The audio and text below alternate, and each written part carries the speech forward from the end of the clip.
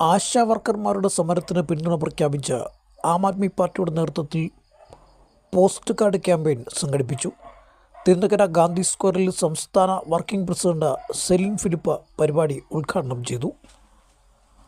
ആശാപ്രവർത്തകരുടെ സമരം 60 ദിവസം പിന്നിട്ട പശ്ചാത്തലത്തിലാണ് ആം ആദ്മി പാർട്ടി കേന്ദ്ര സംസ്ഥാന സർക്കാരുകൾക്ക് കത്തയച്ച് പോസ്റ്റ് കാർഡ് ക്യാമ്പയിൻ സംഘടിപ്പിച്ചത്. സമരക്കാരുടെ ആവശ്യങ്ങൾ അംഗീകരിക്കാൻ അധികൃതർ തയ്യാറാവണമെന്ന ആവശ്യമാണ് ക്യാമ്പയിനിലൂടെ ഉന്നയിച്ചത്. അടിസ്ഥാന വിഭാഗങ്ങളുടെ പ്രശ്നങ്ങൾ പരിഹരിക്കുമെന്ന് പറഞ്ഞ അധികാരത്തിലെത്തിയ സർക്കാർ ഇന്ന് ആരെയും സംരക്ഷിക്കാത്ത സർക്കാരായി അധപതിച്ചിരിക്കുകയാണെന്ന് സംസ്ഥാന വർക്കിംഗ് പ്രസിഡന്റ് സെലിൻ ഫിലിപ്പ് പറഞ്ഞു.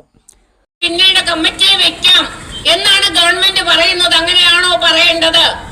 ഏറ്റവും അടിസ്ഥാന വർഗത്തിനെ പുനരുദ്ധരിക്കും, അവരെ സംരക്ഷിക്കും, അവർക്ക് വേണ്ടി നിലകൊള്ളും എന്ന് പറഞ്ഞാണ് നമുക്കറിയാം മാർക്സിസ്റ്റ് പാർട്ടി അധികാരത്തിലേറിയത്. ഇന്ന് ആരെയും സംരക്ഷിക്കാത്ത, ആർക്കും യാതൊരു ഉപകാരവും ചെയ്യാത്ത ഒരു ഗവൺമെന്റ് ആയിട്ട് അധപതിച്ചിരിക്കുകയാണ്.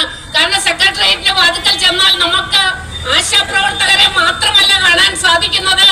അവിടെ ഉദ്യോഗാർത്ഥികൾ അവരുടെ ഡേറ്റ് അല്ലെങ്കിൽ അവര് PSCയുടെ എക്സാമിനേഷൻ കഴിഞ്ഞിട്ട് 19-ാം തീയതി അവരുടെ ഡേറ്റ് തീരും.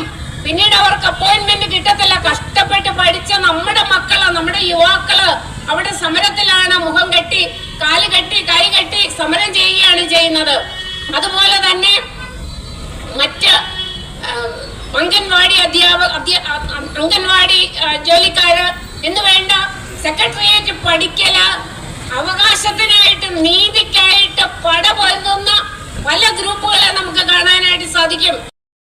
ജില്ലാ president Joy Thomas Anithottam, advocate Suresh, Thomas K Marattukalam തുടങ്ങിയവർ സംസാരിച്ചു.